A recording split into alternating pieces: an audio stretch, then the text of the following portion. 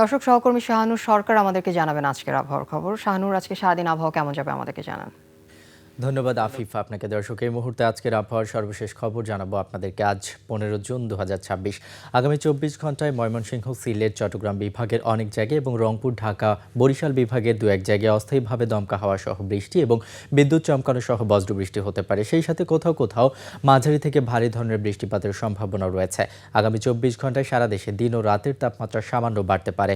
গত 24 ঘন্টায় দেশের সর্বোচ্চ তাপমাত্রা ঢাকায় রেকর্ড করা হয়েছে 31.1 ডিগ্রি সেলসিয়াস।